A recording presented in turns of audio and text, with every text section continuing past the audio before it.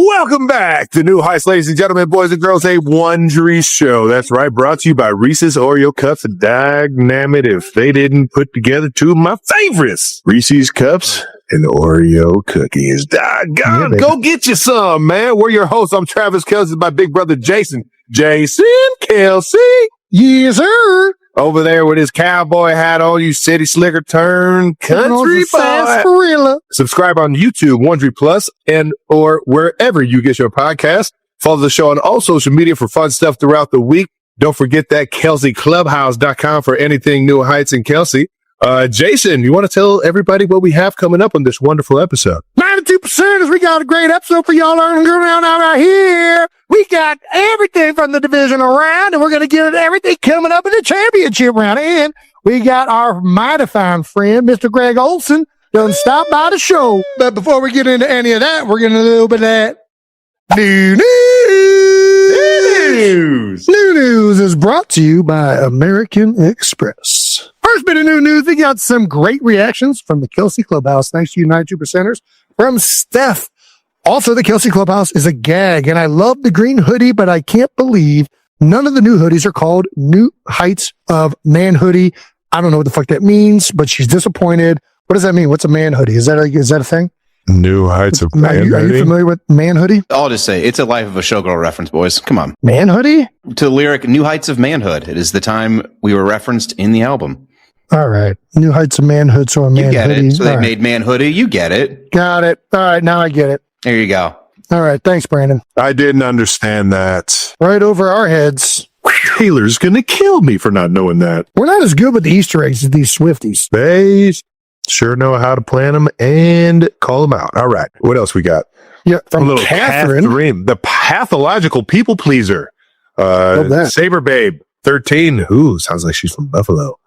I love that it's on Amazon. What a huge win for me. Prime shipping, baby. Hey, it is nice. It is a very nice feature. I mean, it's honestly changed the world of ordering things. Amazon is like freaking insane. It's wild. It's annoying not shipping with them. They have literally everything on there. You can search it in the little search bar, and you got a plethora of items that you could choose from. That they do. All right, from Pop Takes, my New Heights Show t-shirt arrived from the Kelce Clubhouse, and it's so nice. Great quality. Can't wait to wear it out of the house. I wonder which one they got. The golden baby quality is unreal. I love that shirt. The New Heights, all right, that shirt that I was wearing last week, dude. I was wearing that all fucking day. Might have slept in it. No judgment. No judgment. All right, from Killer Scorpio, I need crewneck New Heights sweaters. Brandon, this is somebody calling you out. Who do they have to beg? Well, ironically, it's probably not Brandon. We'll work on it. Well, I like a good, when it goes crewneck, I like a nice knit crewneck, or a nice little fabric crewneck. So we might have to get that in there. We're working on these. And if you haven't, please check out all the great new merch at KelseyClubhouse.com.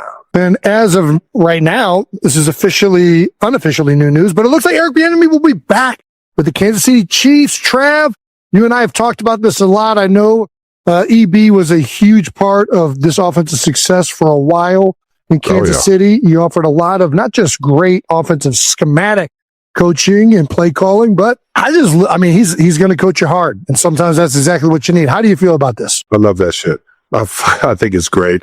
I think it's a marriage that's going to pick up right where it left off. EB and who he is as a coach, you can see kind of his personality and what he brings to this table in that Chicago team. I know Ben Johnson has his own version of that. He's a very tough guy, and what he did in Detroit, he brought over as well. And you can see those running backs over Chicago, and their body of work was definitely a Eric Bieniemy style of football, man. And hell yeah. I can't wait to see him back in the building, man. He's one of my favorite coaches of all time. One of my favorite people of all time. I've had so many unbelievable, growing moments, under him as a player, as a person. I just love the guy, and it's going to be awesome to see him back in the building. And see him back wearing the Chiefs logo, baby. Yeah, it'll be interesting to see what he learned while with Ben Johnson. I think he's probably one of the most creative minds right now coaching the game on the offensive side of the ball. And to be in a building with that guy, I'd be picking EB's brain. I'd be like, yo, man, what'd you learn? What do you think?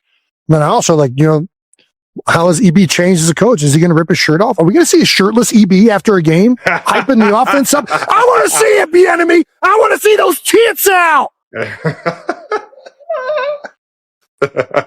New tits. Who knows, man? Maybe he's elevated. He's taking his game to new heights in that regard. But it'll be awesome to see him back with the Chiefs. Final piece of new news: Jason has joined TikTok. That's right, Travis. I've finally done it. I have 2 videos. I think they're both very high quality. I was in Huntington, West Virginia, and saw this Frost Stop root beer mug twirling. Jason, what the fuck were you doing in Huntington, West Virginia? That's to be disclosed at a later date, but I was enjoying myself. I like the newest one. The newest one's, I like this one. Why the fuck is your nose so big? It's an optical illusion.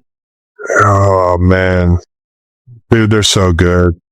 I made that one just for you, Trev. I fucking love those goddamn candies.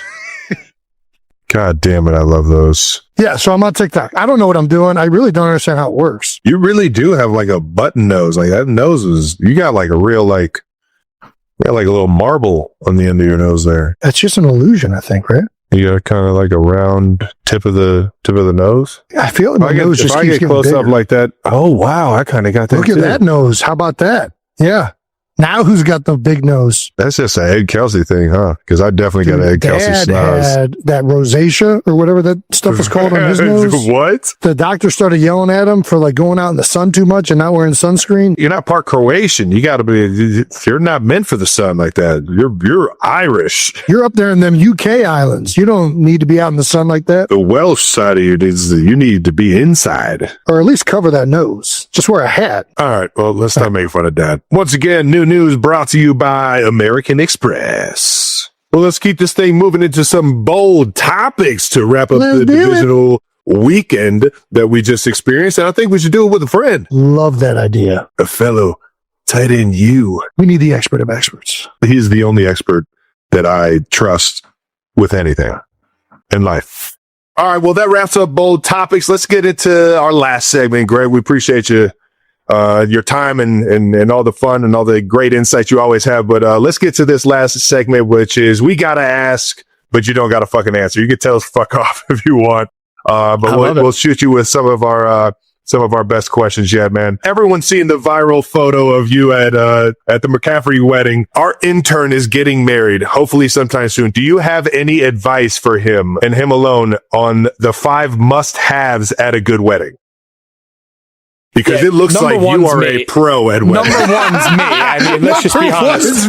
I just want to be clear here. For Jason, for anyone potentially getting married, there's a lot of people saying it. I don't say it, but there's a lot of people saying it. Like, if you want it to be memorable and you want there to be great energy and great camaraderie and fellowship and moments, like, I'm at the top of the list. Send the invite, Trav. Send the invite, Trav. No, listen, there's no, we don't do pity invites. There's no pressure.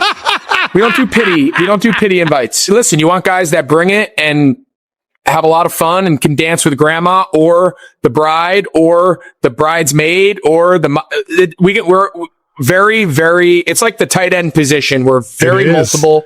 We're very versatile. A lot of different music. We can go Journey. We can go Rihanna. we can do a lot of different things. We can karaoke if it gets crazy. Had a lot of fun at McCaffrey's wedding, as you saw. As you can see, yeah. A lot of good dudes there. Oh, all time. We had a blast. It was like a reunion. All right, so 5 must-haves at a wedding from the guy's perspective, from the groom's perspective. Yes. Yeah, so music runs the show. So I would say, number 1, don't go too long on the ceremony. There you go. Like, you got to do the ceremony and you got to have your moment and your love, but like, Like, everyone's really excited to get to the cocktail hour. Yep, everyone's excited. Don't lose the energy. Yeah, so let's find the balance between like honoring each other and getting this thing started off the right way, but also realizing why everybody came.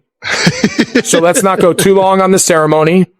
Number 2, like cocktail hour's got to be incredible. While bride and groom, while you guys are off taking pictures and doing your thing, like, we need to have great cocktails. We need to have great finger foods. Everyone's hungry, right? I want a little sushi. I want a little shrimp cocktail. Nice. I want like really good little like finger crab cakes. I think cocktail hour really sets the tone. the music, I think, can go either way. I've seen great, big bands that can play anything, multiple different singers, and it's awesome. DJs can also work great. Music is critical. You got to keep people out there. You got to keep people engaged on the dance floor. I don't even know how many things I just gave. Was that three? That's four. Give us one more. That's four. All right. So one more. Yeah. And this sounds cheesy, but you just got to have your people there, right? You got to have your people that you want to share this moment with, because you're going to wake up the next morning for breakfast and meet your family and friends, and you're going to reminisce. It's like college, right? You wake up after the night before. The best part was talking about the night before and rehashing all the moments and all that. So you want to make sure you have your people there that mean a lot to you, that you want to share hopefully the best day of your life with, and be able to live. Oh, and film it. I regret not filming my wedding. We did a photographer, no videographer. And I regret it. I would love to be able to show my kids, my wife and I's wedding. We only have photos. Big regret. So I'm actually going to move that. Besides me, I'm going to move that way up the list. Way up the list. Get that shit on video. There we go. Take notes, Brandon. Taylor Swift just added another historic achievement to her ever-growing arsenal. The pop superstar was officially announced as a 2026 Songwriters Hall of Fame inductee, earning the honor in her first year of eligibility and becoming the youngest woman ever to reach the milestone. Swift, 36, now joins an elite group of music legends recognized for their songwriting legacy. The record for youngest inductee still belongs to Stevie Wonder, who was inducted at 33 in 1983. Songwriters become eligible 20 years after their first commercially released song, and for Swift, that clock started ticking in June 2006, when a 15-year-old Taylor released her debut single, Tim McGraw. Age-wise, she's the youngest Songwriters Hall of Fame president, and CEO Linda Moran previously told USA Today, "I don't know when we're going to see someone that young again." Among the songs cited from Swift's catalog were All Too Well, 10-minute version, Taylor's version, Blank Space, Anti-Hero, and Love Story. She'll be formally honored at the induction ceremony on June 11 in New York City. But while Swift was busy making history, her boyfriend Travis Kelce was having a very different kind of moment, one that involved Swifties, Easter eggs, and an NSFW lyric reference that flew completely over his head. During the January 21 episode of the New Heights podcast, Travis and his brother Jason Kelce read fan comments and stumbled upon one pointing out a missed merch opportunity. "I can't believe none of the hoodies are called New Heights of Man Hoodie." Jason was baffled. "I don't know what the hell that means," he admitted, turning to Travis. "What's a man hoodie?" Travis was equally lost until their producer, Brandon Borders, stepped in to clarify the Swiftie lore. The phrase was a cheeky nod to the life of a showgirl, a lyric many fans believe references Kelce himself. Cue realization. "I didn't understand that," Travis confessed, laughing. "Taylor's going to kill me for not knowing that." Jason quickly defended them both. "We're not as good with the Easter eggs as these Swifties." To which Travis added, "They sure know how to plant them and call them out." Despite the brief blunder, Kelce has fully leaned into the joke.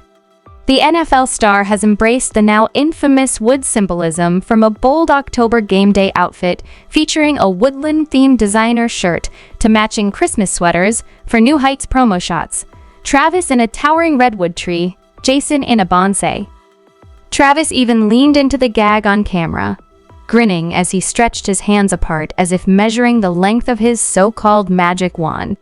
Swift may be breaking records, but Kelce is clearly keeping up in his own way.